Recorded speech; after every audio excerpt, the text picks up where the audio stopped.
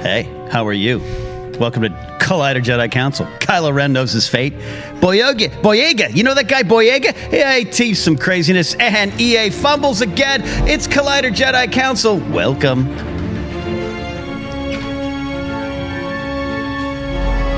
Welcome back to Collider Jedi Council. Hey, you're here. I'm right here. I got to tell you that I'm really enjoying the new openings that you do in those teases, so I think you just earned yourself a new spot. That's fine. But what I'll also say is the way that you did it, I felt like it was like, I used to watch just regular, what was it, Channel 9 or something, and like at like 2 in the morning, the really weird advertisement would come on like, hey, how are you? Sign on up, 1-800, whatever the hell it is. That's me. I'm pretty cheesy. Yeah, I like it though. How you doing? I'm good. I'm glad you're here because we didn't know you were going to be here because it is raining in Burbank like crazy. Oh, that's right. The whole town shuts down and then someone parked in my parking spot. I have an idea who parked in your parking spot. It's our guest today, a very special guest, Christian Harloff from Bleacher Report, June Lee. He's here. Hey, thank you guys for having me. God, things are going well. Thanks for having me. Thank you for showing up. Thank you for parking in Christian's spot. Yes, thank you for doing I'm that. sorry, I didn't know ahead of time. So It's all good. I would have done it anyway if I knew. I know you would have. I know. Well, you are here. I'm glad to have you. We've been trying to get this done for a bit. You were here for the World Series. I was here for the World Series, which was really, really exciting. Yeah. So, and we were supposed to get you that time, just didn't work out. Yeah. But here you are, man. So, and I saw your tweet. It was very nice. You've been listening to this show for a little bit. Yeah, I'm a big Star Wars fan. Yeah. Well, so I love to nerd out. Love all the YouTube channels. Love being a part of the community. Yeah. Glad to have you on the show, man. So we're going to like kick back and talk some Star Wars. But where you grew up in the East Coast, yes? Yeah. So I'm from the Boston area. I actually moved to the United States when I was 2 months old. I was born in South Korea and grew up on the East Coast. Grew up big Boston sports fan and also grew up a big Star Wars fan as well. Yeah. Two Yankee fans here with a Red Sox fan, a cheating, stinking Red Sox fan. What are we going to do? Listen, when you got the title, what can you say? That's true. You got to concede at the moment. I understand. Okay, so we're not talking sports right now. We're going to talk Star Wars, and we're going to talk it with you guys. Here's what we're going to do. We're going to go over the first part of news, which is always Star Wars movie news. Everything happened in the world of Star Wars movie news. We're going to talk about it as we inch towards Episode 9. Things are getting closer and closer and closer, but there's other things going on. Ken, what is it?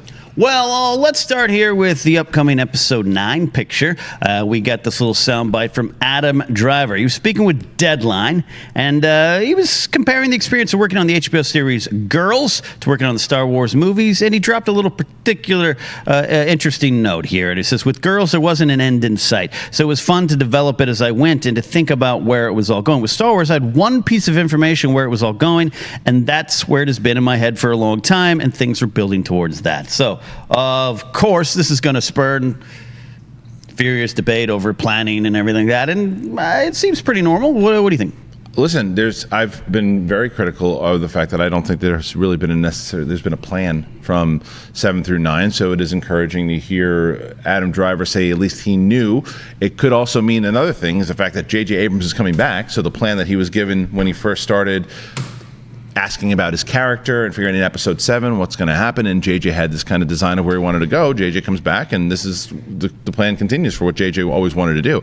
I always think JJ had a plan for where he thought his trilogy wanted to go. I mean, you don't write a script and say, well, I don't know where it's going to let them figure it out, which is he had ideas. I don't think his ideas were taken on to the next movie, but I think that his close will happen in this particular film, and I think that that's what Adam Driver is hinting at. What do you think, Jim? I'm so excited about where this Kylo Ren storyline is going because I think there's so much potential there, and there's so much just green soul. There's so many ways that this could go, and I just love all of the factors that are kind of playing into Kylo's storyline, and the fact that I have no really sense of what could happen here. And that's what gets me most excited as a fan is just knowing that we have this great actor in Adam Driver who's been, my favorite actor in this new trilogy. But to see that there is a plan and that everything that he's been doing in these previous movies has been informed by that, I think is really exciting. So for me, I'm most looking forward to just seeing where Kylo Ren ends up in this next movie, but also seeing how, when we look back at these last two movies, The Force Awakens and The Last Jedi, understanding what exactly what choices he was making and why he might have done things in previous movies that paid off in the end. Right. So Ken, what do you think about all this? Do you think, first of all, let's ask a question around the table here. Yeah. Part of the plan for Kylo Ren, I think that we shouldn't do this, but do we think that Kylo is going to be redeemed by the end of Episode 9?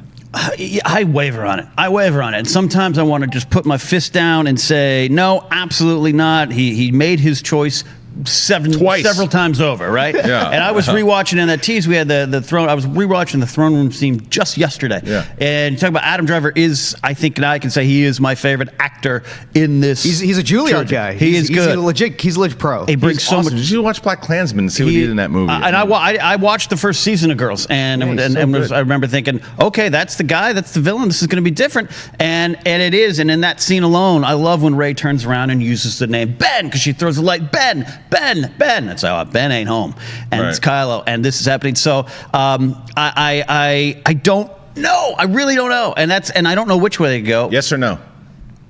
Today, I would say yes, there's a redemption there. It will come at a cost, obviously. That's a given, but yes. I think they're going to find some sort of middle ground that's going to surprise us. And I just want to be surprised. I don't want a predictable ending. I don't want something that we've seen before. I just want to be surprised and have a character in Star Wars and Kylo Ren that isn't just a mirror of Darth Vader's past. I want him to take a new path into whatever his end result is. And at the end of the day, I just want a satisfying end to the storyline and something that's just surprising. I just want to be surprised and be entertained as an audience member. Yeah, I think I do feel that I'm going to like a lot what happens in this movie. I feel that we're going to lead towards a redemption angle that we might have seen before, and I'm not going to like that because I killed his pops. He had his chance in Last Jedi to come back. Multiple chances, duped us all, duped Rey, tried to blow up Luke Skywalker. He's lost his mind. To redeem him again, and I think we're going to wind up doing that, but we'll see. I hope I'm wrong. It is part of the Star Wars story. It's part of that hero's journey, and he was called one of the co-protagonists by Rian Johnson with Rey, and that makes some sort of sense. So it's not going to be Boss Nass Jr. holding up the peace orb, going, we are free and everything. It's not going to be that kind of happy ending, but we're going to have to, it's Star Wars. I want. There's joy in Star Wars. Let me be clear. Yeah. I want a happy ending. I don't want. I don't want to leave miserable in Episode 9 because I think this is the last saga film we're getting for a very long time. I want to leave happy. I want to leave with a good ending. I just don't think we need to leave it with, Ben came back. He did it. We've done that before. And go happy music, have the Ewoks dancing at the end. Or mix it all together. Whatever you want to do. You don't need to redeem him. And that's where I go back to my hesitation up top. Yeah, because yes, Luke does say no one's ever really gone, and it might not be him. He might be saying I can't save him, maybe someone else can, but I do like that when Leia says my son's gone, and I like, all right, let's maybe commit to that. So I'm with you on that, but my hesitation, and then again, Star Wars is supposed to contain some joy. Right. We're gonna get that. Maybe he'll be dancing at the end as well. Let's not. All right, what's next? Next, the number one source for Star Wars news is always Instagram, no matter who you're following from the Star Wars universe. Make sure you are. That's all the thing you got to do. And John Boyega, man, I love John Boyega. He's just such a fan. He loves this stuff. He loves what he's doing. He put this look at this picture. This is like a work of art. Those beautiful hands all covered in blood and mud and dirt and grime. And he says, great working day on set. The whole team pushed themselves today to achieve something visually crazy. I've had my moments of shock on set, but not like today, and I can't wait until you know why. FN2187. So, all right. What do you look at that face over there? By the way, you look like Hannes Wagner in the 1903 World Series. Good, they wore that on there. That was kind of the reasoning behind it today. I was going for him. No, I just, this was crazy speculation type stuff that I start to look at, and then I say it, and the Jedi Council audience yells at me. It's like, oh, you're crazy. They've tried to do that already. What do you do, Harlow? I look at that, and I think that we might see this dude use the Force. Oh. I think we might see him, because they teased, because in the episode 7, the saber, he uses that saber pretty easily. Picks up some stuff. He didn't really have a purpose. They then in episode 8 teased some of these lost kids who had the Force. Right, Broom Kid is at the end of it. He was he was a lost kid. He was one of these, maybe he didn't tap into it. The hands to me signifies he's trying to use the Force.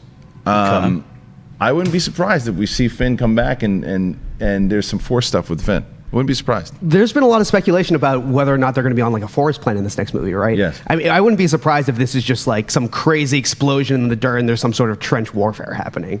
I mean, just from looking at it, I mean, I can just imagine explosions just happening all over the place. I personally don't really want to see Finn use the Force. I think that his story is so unique already as it is within the Star Wars universe that I think that if we're able to tell the story about a stormtrooper who's able to rise within the new rebellion basically and become this hero, I think that's a way more interesting, unique storyline within the Star Wars universe. I personally don't want everyone just be using the Force, picking up rocks here and there, and I think that through Finn, we can tell a story about, no, you don't have to be a Jedi in order to be a hero in this universe. You can be a stormtrooper and you can find a way in order to make a better difference in this world. And I think that's at least partially what The Last Jedi's message was trying to be. Yeah, and that's fair. Ken, what do you think? Do you think there's any shot that Finn uses the Force in Episode 9? Well, now I think there is. Oh, you do? Because if you're predicting that, what are you pulling that from? The blood, the sweat, the shadows? There's something the with craft services in the background. No, not just that. He's like the fact. First of all, what he's doing with his hands, looking at his hands, that he was able to do something with and conjure something from his hands, right? We do, but it's the caption though. It's the shotgun set, and then the hashtag of FN2187. To me, it didn't take place on a battle. I think June's right there, maybe, but.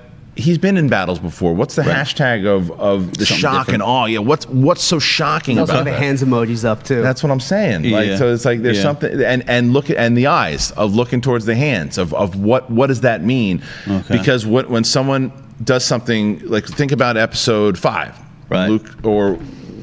When Luke is doing something, or Yoda does the thing with his hands, but you can just picture with the power once you do something, and it's just like, whoa! Like how did I do that? How did I especially for someone who we didn't think had it.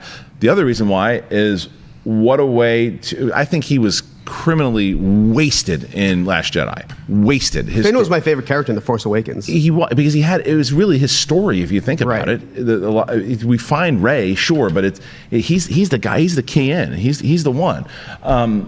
And it's the first time a stormtrooper kind of turns away, and it was a big storyline, and he just kind of got pushed into this goofy storyline into the Last Jedi. I think they're going to do so much more. You're talking about redeeming. I think they're going to redeem him to where we're cheering for him again. We want him to do stuff, and if he does become a Force user or warrior or anything, I don't disagree with you that we don't want to just give the Force to everyone. Right. But I do believe that there could be a way, if explained right, to combine some of the whatever that word was trying to say. Ideology, it's a big one. I don't know it well either. You know where I was going it's with like 6 syllables. There you go. But doing what Rian Johnson was trying to do in The Last Jedi, so that I think that idea was smart. I think that there are a lot of people out there that we haven't found that have it. And this guy and all these lost, that scene in Episode 7, when if you look towards the left and you see his face as a young kid, there's all these kids that they picked up. Yeah. How do we know that some of those kids weren't Force users? Well, I'll be curious if we're going to get any sort of bigger backstory on him in the next movie, because we don't know anything about his parents. We don't know how all of this indoctrination happened in the First Order throughout the course of these kids growing up. Like, I'd be very, very curious to kind of see. I think at this point, Finn has to start grappling with what he used to do and what happened before, and I think that kernel it has so much potential, and just being able to make Finn this like 3-dimensional character. So we don't really know what happened before The Force Awakens with him. We know that he was a janitor. Right? But other than that, what do we really know about him?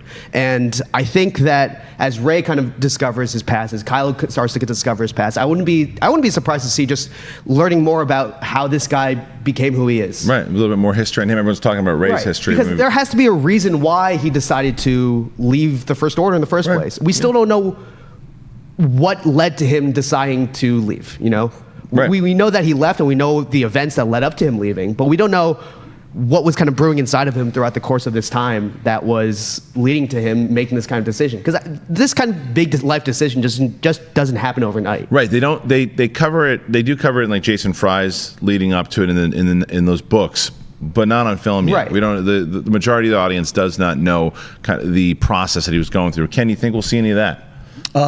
His little backstory. A little backstory for Finn. He is the descendant of Mace Windu and Yaddle. There you go. Yeah, And is that no. freaky deaky going on there? I've never, whether it's here or Game of Thrones, I'm not a theory person, right? I mean, Yeah. you guys, hey, can you guys come up with some Game of Thrones? I just watch and I put it all down on the map and Sure. see where the emotions lie. So I'm bad at that. Could he go and be Kylo's apprentice? That's cool. I like what you're saying here. I get the hands thing. I love the battle, and I love the story they tell. And I love what we do know. We don't know a lot going up.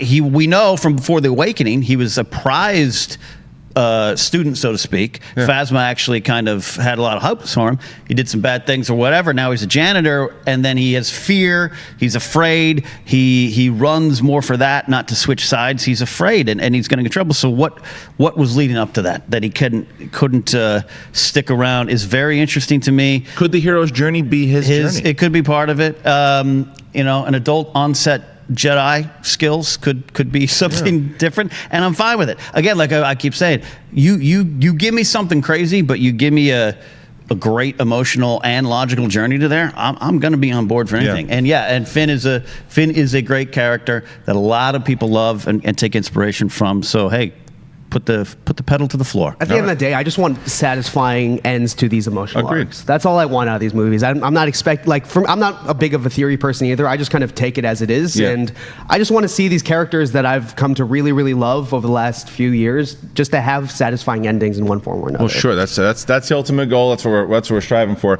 I am a theory person, and I stand by it. All right. What's next? You're good at it. You just pull these crazy things out of thin air, and you're good at it. I am not good at it, and that's what I mean by that. And we can all come together. Speaking of theories, I haven't been following the story much this week. Yeah. I know you might have been. We had this kerfuffle over the Vader fan film. Yeah. And let me tell you something. Life is a bittersweet symphony, man. You're trying to make ends meet, and you're slave to the money, and you die. And what ends up happening is there is a copyright claim on it. I wouldn't say it was from Disney, but other people might. It was from Warner. Warner Chappelle Music. Yep. I get it tied in with Disney, but the theories of Kathleen Kennedy and Pablo Hidalgo sitting around and pressing buttons to take this down was But did not you hear true. the positive ending to the story? If that's the word you use, Lucasfilm pulled it back or told Yeah. someone to pull it back. You wouldn't call it a positive ending? I didn't follow this. I didn't follow I the would story. call it a positive ending. I think that, so we, by the way, if you didn't know, Rule of Two, both Mark Fernandez and Mark Riley got a chance to speak with Star Wars Theory about the film itself and about things that happened. And it was right before, I believe, that Lucasfilm had made sure that the claim was removed. He had asked Lucasfilm originally to if he could monetize the film. And when he was about to make it, or when he was going to release it, whatever it was, and they said no, you can't do that, but you can release it, you can put it out there, we'll support it. And he's like, I understand, makes sense. It's their property. They have every right to do that. And so he did. So he put it out there and he demonetized it. He put it out there. So then he got a claim on it, and then what he thought initially was that Disney had claimed it on their own, to where it was Disney who was then said, well, you can't monetize it, but we'll monetize your video and make the money off it. Right. And people were going, well, that's kind of crappy. And then it was, as you went through all the claims that were on it, the main claim was the Warner Chappell, who for a split second inside of the original score that he put together, there was a bit of, I think it was one of John Williams' score. Yeah, Imperial March, I think. Was it the March? And then they claimed it, and then that's just set off a storm.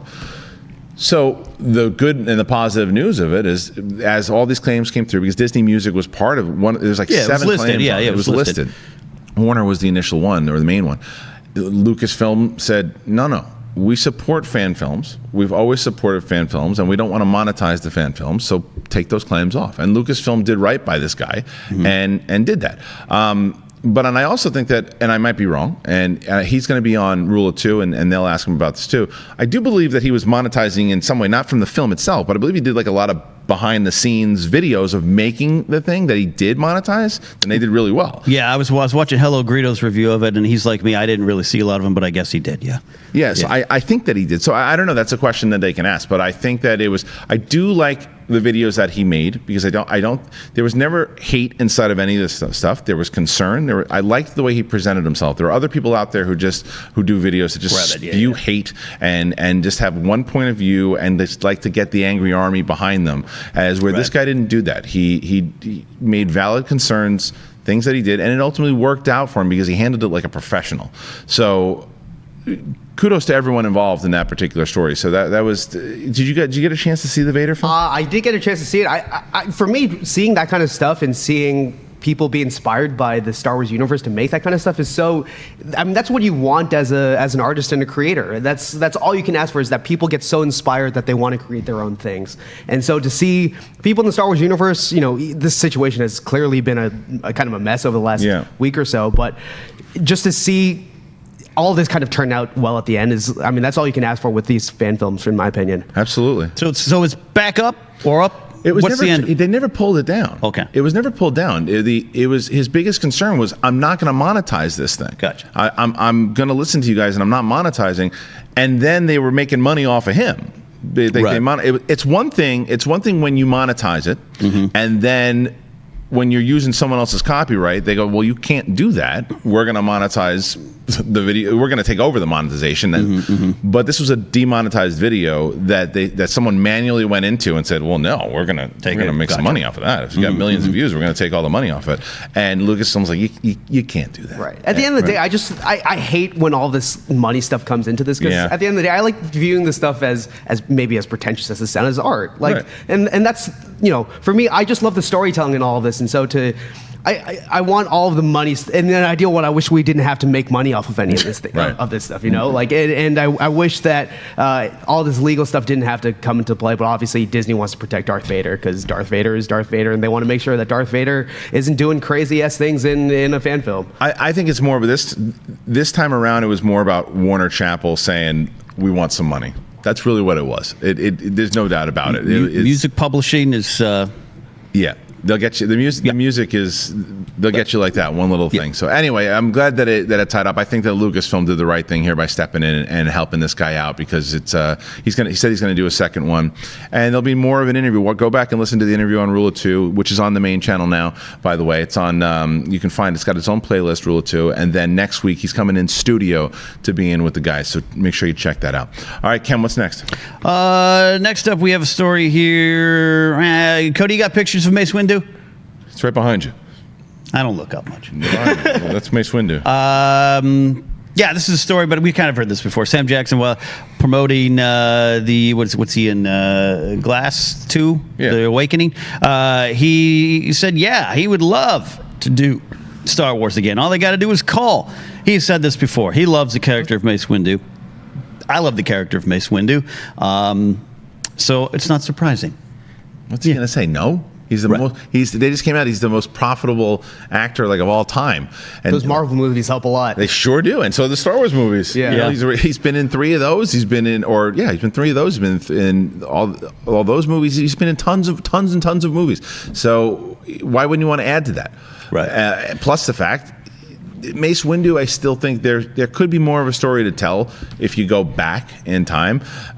You could do a movie with him for sure. I don't think that that's a plan. I also think this is where it jumps into, depending what the stories are going to be that they're going to make TV shows out of, right? Because why not have Mace Windu in a particular TV thing? It's also why I don't think that I wish Bob Iger would have made that statement of, you're never going to see movies here, because it'd be cool to see a lower budget Mace Windu film. Mace Windu strikes me as one of those characters that can be used to just look at the Force in an interesting way, because he was not one of those Jedi that were just purely. He kind of had a little bit of a dark side edge to him. And, we saw that in Episode 3, and so I think he's such an interesting vessel through just to look at the Force and seeing how he kind of dealt with the darkness within him, and how he used that to his benefit. And these new movies have kind of been talking about, the lightness and the darkness, and trying to find a middle ground there. And I think that Mace Windu is the perfect conduit to kind of look through all of those things. There's so many stories that can be told through him, and obviously there's just so many different other characters that are associated with him. Yoda, the entire Jedi Council. There's so much story potential there that Mace Windu, he sticks out to me as someone who I think would be a really great television program, just because he's kind of like Cassian Andor. He's kind of not the main character in one of these big movies. He's kind of a side character, but he's one of those side characters that you're interested in because you don't know a lot about him and you want to know more about it. Absolutely, and June's right here. Also with Mace Windu, has teetered on the dark side for sure. Not only just in the films. That's why it's that's the canon explanation of the purple lightsaber. Yeah, well, and it is. And then if you go to the novel by Christie Golden, Dark Disciple, that's the best version of what he's all about. Because Ken, you read Dark Disciple, right? I did. And right. there was a lot of stuff inside of there that you really understood. Oh, he's ready to like murder dudes. Yeah. Like he's just one of those. But he's able to keep himself balanced. I mean, that scene with Sidious is pretty dark. Yeah. He's ready to just take him out. Right. And Yeah. he probably would have been in the right to do. Well, he would have been in the right to do so. And then, Yeah. Oh, that's great stuff. Yeah. Well, it goes to that Mace comic, the one that flashes back. It's like current day prequel stuff, and it flashes back to him and his master. And there's a similar situation. They take someone out, and Mace has his lightsaber above to kill him, and his master's like, "We don't do that. The Jedi don't do that." And it ties all the way back to that Sidious moment of back. I shouldn't. It's going against everything in my training, but it would have been probably the right thing to do. Yeah. What the most favorite thing I love about Mace is if you watch the prequels, there's so many times where he just says exactly what's happening, but no one kind of really believes him. Yeah. I sent some plot to overthrow the Jedi. Nah, Mace, you're crazy. All right. I feel like he mentioned at one point that he felt like something in the Force was blocking them from having their full powers. Like Mace Windu has been right this entire time. Oh yeah, he even says about Anakin. He goes, "I don't trust him." You shouldn't. Yeah, you shouldn't. Also, just like Samuel L. Jackson is the greatest. Yeah. So like I would He's love great. anything Star Wars related with Samuel L. Jackson, Yeah. any day of the week. Yeah, so it doesn't make sense. It doesn't surprise me that he said he wants to do this. Yeah. Well, Absolutely. is that it? The whole movie this time? That is there's a sad note to end on. A young fan, 6-year-old fan, passed away. That a lot of had been kind of in the Star Wars community, and I'm trying to get his name up here, so apologize while I take the time. The article is here, and is Caden Little had passed away. He had an aggressive form of cancer, passed away Monday, and Mark Hamill. Because Mark is just, he's a sweetheart of a human, tweeted out something sorry to hear the tragic loss of Caden. The Force will be with him from here to eternity, and Skywalker was his favorite character. And it's just a reminder, too, of what Star Wars is here for, too. Just this modern myth that everyone can find comfort and inspiration in. And I always believe Mark Hamill has been a champion for the brand in that way, going back even through the 80s and everything, where he gets it. He gets what Star Wars means. Yeah, this obviously. Sorry, sad news. Yeah, obviously, as a dad, this breaks my heart into a billion pieces, and Yeah. just condolences, obviously, to the young boy's parents and just family in general. And yeah, Mark Hamill coming out and doing that and showing the positive light there. It's just what he does, right? That's what Mark Hamill's always done. And you're right. It shows like just what Star Wars means to a lot of different people, and how you hope that it's one of the positive things that was going through this kid and kept him kind of positive. And it's tragic. I mean, this is one of those stories where I feel like we cut through all the controversy BS of The Last Jedi and everyone debating about whether or not Star Wars is heading in the right direction.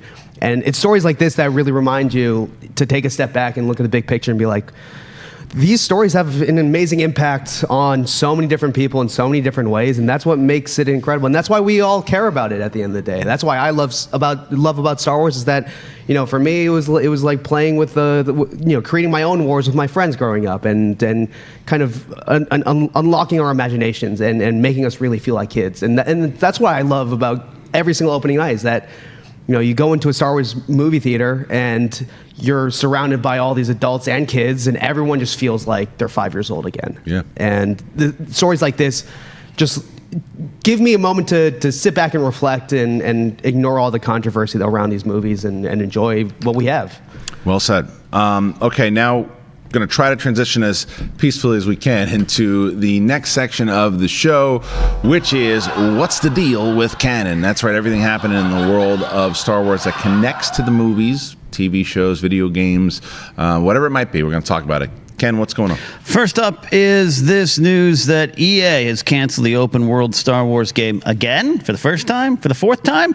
I don't know. EA's got a lot of things going on that we know. This also means that there's a little note that, they're concentrating on maybe more of a smaller, contained Star Wars story, not the big open world. So there's always, again, I play a lot of games. I'm on Twitch. I do that stuff, but I am not a gamer. I do not know. I don't know the ins and outs of all these studios and everything.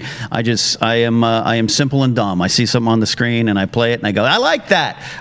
But this is disappointing. As someone who is completely lost in Red Dead Redemption 2 and has been in other type of games, the idea of an open world Star Wars game is daunting, but it's appealing. So, hey, we'll see what happens here. You're shaking your head like a grandpa. This sucks. It does. There's like no, since we got announced that Disney was taking over Lucasfilm, all these games were going to come out. We've gotten 2 Battlefronts. And they're fine. They're fine. It's like nothing. And Battlefront 2 had a story. I want to play these games for stories. It makes me miss LucasArts so much. Where we used to get like 3 games a year or whatever it was. Come on, let BioWare do it again. They're back, right?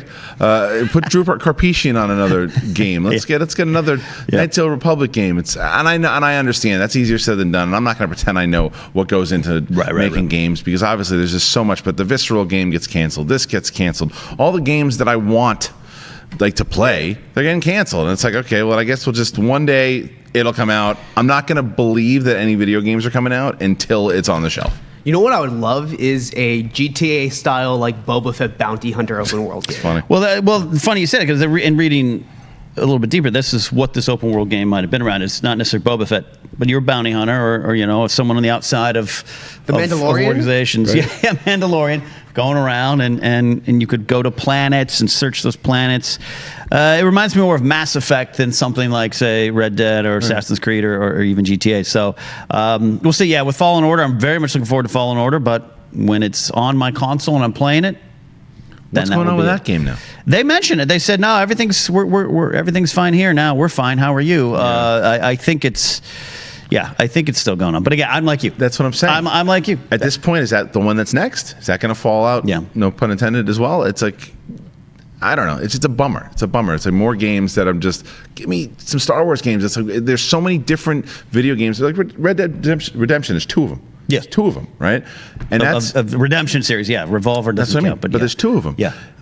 Like that built its brand on itself. Star Wars already has an established brand. What are we doing? Let's make some games. Give me a pod racer game. Whatever it is, give me a game. I want a new updated pod racing game, but I have Racer's Revenge. It is frustrating. It's like, it reminds me too of like, there's never been a great Lord of the Rings game, and they tried that. They tried after Battlefront. They tried one, it wasn't that good, and even like Game of Thrones, the Telltale game was good until you figured out all your choices still led to the same area. So yeah, those big properties, it's always kind of frustrating because you want to get lost in them. And the Star Wars games always did succeed. The LucasArts, I saw some questions this week of, hey, was it too soon to cancel them? You don't know.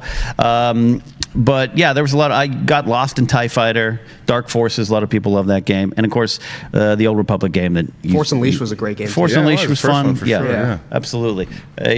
Whitwer's all right. All right, let's move on. What's next? Final note. All right, here's the headline here. And these Age of the Republic and the Age of Rebellion comics are coming out, or they're going to come out. And I've only read one of them, Jody Houser's Darth Maul. Jody Houser is a great author and writer, comic books and other things, and I think she does a great job. She did a great job with the Thrawn adaptation. So that's the one I've read. This one, though, we got Jar Jar with a lightsaber. And that's, I guess, for right now, that's our headline. I'm sure this confirms all theories about Jar Jar Binks. Yeah, people are going to be like, oh, he is a Sith Lord. No, he's not. We already confirmed that in Aftermath, he's selling trinkets or whatever he's doing. He's jumping around like an imbecile on Jakku, right? Where is he? No, it's on Naboo. Is it on Naboo? That's right, he's back on Naboo. Yes, one of my favorite things, the Aftermath. Wendig was amazing there. He was great on that particular thing. So, no, this is probably a moment very similar to what happened with Finn in Force Awakens. Something happens. He picks up the saber. It looks like he can't even hold the damn thing unless he's dropping it. And it's just one particular scene. I don't think that it means anything except a Jedi dropped the lightsaber on the floor. He went to pick it up and he got it shot out of his hand, or he couldn't even hold it because he's a moron. It could also be just like wink and a nod, being like, "Hey guys, those theories are not a thing." Right. Yeah, a little bit of fun too there. That's all I think that is. Confirmed he is a Jedi. Yes, right, he is. Yeah, of course. Yeah. Good. He's more powerful than Yoda. Does anybody think anything else that this could potentially mean? Anything else than he's a moron? No. All right. Is that it? Is that everything? He's a moron. He is. I get it. Yeah. But that's what I love about the Aftermath thing. It is so meta and it's wonderful. It's touching. It makes me look at Jar Jar again. It is a great scene, and Chuck did a great job with that. It's like they basically everything that the fan base feels about him is lumped up in that one scene. And he's left neglected by all his friends who think he was all the problem. And Dello Felicits, he did vote some powers there, and he's only left to entertain the children. And it is this touching comment on Jar Jar Binks, the moron. He's an idiot. Guy's an idiot. Sorry. And that's kind of it. That's kind of it All right, here that's it. in canon. All right, now it's time to talk to you guys. You guys have, throughout the week, hashtag Collider Jedi Council. If you're over in the fan group, the Collider Jedi Council fan group, or if it's right now, live, just asking some questions. Ken's going to go through them, and we're going to ask some questions. What do you got, Ken? On the Facebook page, Collider Jedi Council group, you can request to join. Kyle White, he asks, do you think Disney Lucasfilm will show the first episode of The Mandalorian in theaters to help promote both the show and the upcoming streaming service? A look at you, sir. It's a good question. I don't think it's a bad plan. I think it's a good plan to try to do it and to see. But I think that it also might be confusing to put it in the theaters, considering it's only around a month or two before the last movie comes out. So I think they're going to try to also make sure that they say this is TV, this is movies, and they don't want to confuse anybody. So no, I don't think there's any shot of it being in the theater. It is interesting though, because I'm probably the biggest Star Wars fan amongst my friend group, and like most of my other friends are very, very, very casual, like go to see the movies kind of type of Star Wars fans. And most of my friends don't know that The Mandalorian is happening. Interesting. Which I thought was pretty interesting, just because Lucasfilm has been pushing it hard so much. A lot of the promotional materials, getting a lot of big stars. Obviously, Jon Favreau is a big deal. I think with the streaming platform, I'm just very interested to see how they end up rolling out the show, because it's going to be the Star Wars' kind of first foray into really long form storytelling. Telling an 8-hour, 10-hour movie or whatever it's going to be, and so, in order to make people aware of this streaming platform that hasn't even launched yet, that a lot of people who aren't following pop culture on a day-to-day basis might not even know about, how are they going to push this alongside the movie? Because at the end of the day, like, we are going to go pay to see the new Star Wars movie. We're going to go pay for Disney Plus to watch all this stuff. But where Disney really makes their money is getting the casual fan, getting all these people who only know who Darth Vader is and love Darth Vader, but they don't care about kind of the deeper canon stuff. They don't read the books and the comics. How are they going to get those people to watch the show and make a leap into an area where there's new characters we don't know any? This is a part of the galaxy we don't know anything about. So I'm very, very interested and fascinated to see where that kind of heads, because the movie's coming out around a similar time. Right. Ken, what do you think? What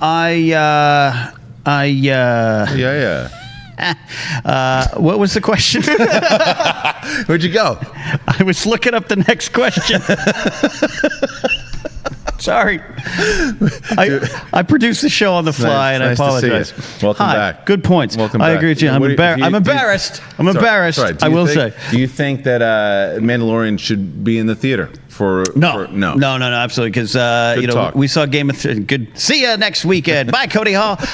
No, we saw Game of Thrones. They put those Watchers of the Wall episode, the season 4 episode, in the one episode right after that in theaters. It's great. It's experience IMAX, but that's not the format yet. And I think they need to really show how the streaming service will work. But June's point is very interesting about people who aren't fully aware that Mandalorian's coming out, streaming service coming out.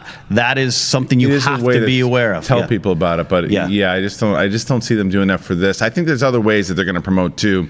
I wonder if there'll be a trailer before the new movie too about the show. That's interesting too. Good call. There's going to be a lot of stuff that comes out. There's going to be more marketing for that show as we get closer and closer and closer, because the streaming service itself is not just The Mandalorian. There's so many different things inside of it that they're going to market. Marvel, they're going to market Star Wars, they're going to market the live action stuff, and there's going to be the goal for them is to get people to sign up to the service, and then once you sign up to the service, like, well, look, hey, you're a Pixar fan. Well, we've got all the Pixar movies. We got all the Pixar movies, and we have some brand new movies that we're going to try to do too. But then look at this: you might not have seen Marvel or Star Wars, but there's new Star Wars stuff that you can check out, and there's ways to get those casual fans that love these other things. And I believe that it's going to be one of the most successful streaming services that we've seen thus far. Just a question of how much, too. Because look, Netflix is raising prices. Netflix just raised it. Yep. So are they going to do the same thing? But at the end of the day, the market for Disney Plus is so big, because not only do they have all the nerds for Star Wars and Marvel and everything, they have literally all of the children for all of the Disney movies. Like, there's such a large customer base for this stuff. And I'm curious to see, like, do you guys have any sense of whether or not the show is going to be released episode by episode, or is it going to be all at once? They haven't said yet. Yeah, they haven't said. I want episode by episode. Because that changes the experience of watching the show dramatically. It does. Yeah. Really I said that I think that you prefer if it was week to week. Week to week, to have the coverage stretch out for as long as possible. And I get that, and I think for what we do, that makes sense. Yeah. I want it all in one day. I want to just lock myself away from with a everybody. bag of Cheetos. And That's it. Just lock myself away, watch it all, just digest it as one 8 to 10 hour movie. That's all. I'd be cool with that. And to be clear, if that happens, I'll be doing the same thing. Right. Yeah. I'm okay with either one, and there is something very cool and like it's like being a glutton for punishment, but waiting. Oh, I gotta wait. It's almost Sunday. I do that part of Game of Thrones. I do enjoy, but I also wish I could watch the whole damn thing. Sure. Oh, I should just watch this now because I like sometimes trying to shut myself away from the internet and saying, okay, I'm not going to get spoiled at all. Right, I'm going to try not to anyway, and I'm just going to watch the last 3 episodes that I missed back to back to back. As much as the speculation from week to week was really frustrating for a show, like Game of Thrones, which I actually don't personally watch, but also a show like Lost. Like I remember the community around Lost was so crazy week to week, and I really, as much as I kind of hated all the speculation that came with Lost, I also missed that a lot. Just having that community online week to week, talking about what could happen next, and I personally hope that this show comes out week to week, just because I want this community to kind of come back together and talk about something over something that I think is probably going to be less controversial than The Last Jedi. I agree with you. I think that would be interesting I agree with you in regards to the less controversial. I think people are going to, I've been saying it, I think Mandalorian has the chance to be the most talked about Star Wars property in a very long time because of what we're saying here, like Game of Thrones, even like Lost. If you get new characters that people can jump onto, say week to week, in that way, that's something that Star Wars hasn't done yet. It hasn't been able to develop characters in such a short period of time when it comes to, even if the show's on for 3 months. It's like sit around the campfire or talking about what we just saw, or sitting around the water cooler going, what was it that just happened? What do we think is going to happen next week? That hasn't happened yet with Star Wars. We haven't had that. I mean, Rebels kind of had that, but not in the way. Small. Yeah. Still, a lot of Star Wars fans haven't watched Rebels yet. Yes. So right around the corner, we're going to see. So thanks for the question. What's next? All right.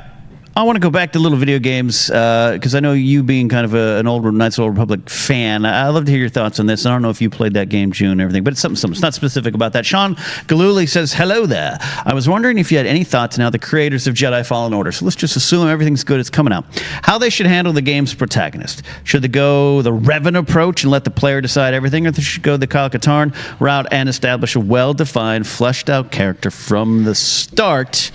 What do you want? I think I know your answer. I don't think you do. My answer is what serves the story the best. What is there a version? Don't just do the Knights of the Republic thing to do it, because it didn't work that well in Knights of the Republic 2.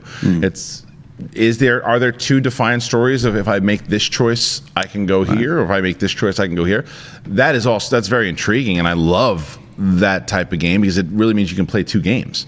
But I don't want them to do it for the sake of doing it. If the other version is, no, this is the clear cut, this is the journey you're going to play from start to finish, and it's a great story, I'm on board either way. Yeah, I just want good storytelling. Yeah. I mean, that's what I love about Star Wars, as much as, it's fun to swing around the lightsabers and collect the merchandise and all this other stuff. I just want good storytelling. And as long as we have the option to, or as long as I feel emotionally satisfied at the end of all of this, whether that's, through an open world kind of choose your own adventure type of thing, or whether that's more defined and there's twists and turns within the story that kind of build up the lore of this universe, that's all I really ask for as a casual, semi-hardcore Star Wars fan. Yeah.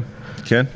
Again, I make all the jokes about Red Dead Redemption, both 1 and 2, and I love those games. But 2, as is the want now for a lot of games, has this, that real strong morality engine. The first one did as well, but this one, things go down differently, but it all kind of ends up in the same spot, and that's intriguing to me because then it's a set story that you could tell, and there's a lesson to it, but it's a little bit different, but it all ends up in the same spot. Where like the Telltale Game of Thrones game, I pulled off of it because I had the sense of, I could kill Ramsay Bolton right now or not. What happens? It all ends up the same. Then the feel of choice went away from me. Right. The Revan thing is interesting because I know a little bit of what happens and everything, but if it's canon, right, and we're not beholden to canon, at least in terms of story all the time, at least we shouldn't be. But if you're telling a canon story to game, Inferno Squad with Iden Versio, right. if you could have selected to not change sides, so to speak. Well, what does that do to this canon story? It eventually has to end up the same way. Yeah, so it gets a little confusing, and maybe sometimes that's why I don't know. I'm not an expert on the game, but maybe that's why Revan has yet to be fully pulled on into canon because they got to decide what to do with it. I'm just spitballing on that. Both are interesting. I do like having the. I mean, we were raised on choose your own adventure books, man. I still have my collection of G.I. Joe choose your own adventure books. I want to turn to page 44 and find out what happened and go a different direction, but it's tough to do in this canon world. All right, let's do one more. One more. I want a little fun one here. We don't do this a lot. Where we really get nerdy. And Junior, this is a chance for you talk sports most of the time. Yeah. You're cheering on those dastardly Patriots. Yep. The Red Sox. Yep. All right. Don't forget. 1919. No, that was 1918. Was the last. 1918. 86 years. 86 years. All right. Josh Shaler writes this question. You're a Jedi Master. What in-canon young one do you select as your Padawan? Some choices might include young Obi-Wan, Ahsoka, Barriss Offee, Caleb Doom, Jet Zukasa, which is Jet Lucas himself. What kind of student do you want? And you know what? I know you. I know your dark soul. If you want to go to the dark side and you want an apprentice, I'm game for that answer too. Well, yeah, but the problem with that is that you've got to, if you're going to go a dark side type apprentice, you got to take someone that you don't think got the chops to take you out, because that's the goal with the two Sith. It's like you want to get the goal as a Sith is to teach someone that can take you out. That's what they do. The goal is to get murdered. That really is. That's the end game. It's like if you can't do it, you don't deserve it. Like that Plagueis, Palpatine. Like if you can do it, what a weird life purpose that must be. I know. That's what Bane came up with. It's like the two that I've got the power, you crave it. Take me out, and then you take an apprentice and you figure it out. That's the rule. So I would go more on the Jedi side of things if I was going to have an apprentice at all. Because you don't want to get murdered. I just don't want to start. I don't want to be looking over my back and saying like, who's next? What are we doing here? I would say I think Obi-Wan. It's probably an easier choice. It's just because you're just not going to get into a lot of arguments with Obi-Wan. Maybe in the beginning, he is, and it's just like he listens. He does his job and he gets it done. So that's all I'm looking for. I probably would have gone. I would go with Ahsoka just because I think that she is kind of in this gray area that I think is so interesting and just there's so much fertile ground for all of that stuff to be played out in the Star Wars universe. And so I would personally, I think, enjoy the bickering about morality and all this stuff about the Force that feels so defined within the movies, but is kind of played out a little bit more within the TV show, and being forced to kind of figure out what you believe in, what you actually stand for. I think that's what, at the end of the day, is what makes Ahsoka such a great character. Is just her pushing these other Jedis to get to a place to make themselves better as she's training and learning herself. Who are you going, Yaddle? Yaddle will be good. Qui-Gon's an interesting one. I love the relationship. A lot of arguments there. Yeah, a lot of it. But it's like I love the relationship between him and Dooku. I think there's a lot of truth. I think there's like 100% truth what Dooku would say, and maybe 98 to Obi-Wan in Attack the Clones about. I don't know if Qui-Gon would have joined the Sith, but he would have maybe kind of agree with Dooku on a lot of things. So that's interesting to me. Caleb Doom is interesting, but to be honest, I want to hang out with Caleb Doom right during that Kanan Jarrus is just going around drinking through the galaxy. Himself off from the Force, I'd like to go to Buffalo Wild Wings and watch some games with him. I don't know. The answer, Broom Kid Tamari Blag, because my apartment's sometimes dirty. Get to it. Right. Get to it. Right. I think at the end of the day, the most intriguing Jedi to me, not to say my favorite Jedi, that still might be Luke to me, but the most intriguing one, the one who I think in the end might be Jocasta Nu, is Ahsoka Tano. I love where she ends up. I love where she walks away to go figure it out and find out who she really is outside of the Order, and that allows her to do some interesting things, including kind of pursue revenge for Anakin against Darth Vader. And I think there's just something really interesting about where she ends up. I just like that Ahsoka's like an anarchist, basically, like that, and just anarchy within the Star Wars universe just like doesn't happen in the way that Ahsoka kind of creates it to happen. And I think that's just that within in itself is so interesting, and that's what makes me, love her, and I think a lot of people within the Star Wars fan base love Ahsoka. Absolutely. All right, guys. Well, thank you very much for joining us here today on Collider Jedi Council. I'd like to thank our guest, June. Thank you so much for joining us Yeah, here of today, man. course. Yeah. So where can the good people find you out there? You can follow me on Twitter at June Lee, JoonLee. You can follow me on Instagram at June, and read, if you guys also like sports, you can follow my sports articles. Mr. Ken Knapsack, what are you doing? What's going on? Well, first of all, we got a happy birthday to Kelly Marie Tran and this guy called James Earl Jones. I've heard of him. Yeah, heard of him. He's done some stuff. Happy birthday to those Star Wars characters. You can follow me at Ken Knapsack. That includes things like Twitch, Instagram, and YouTube for my motivations with Ken.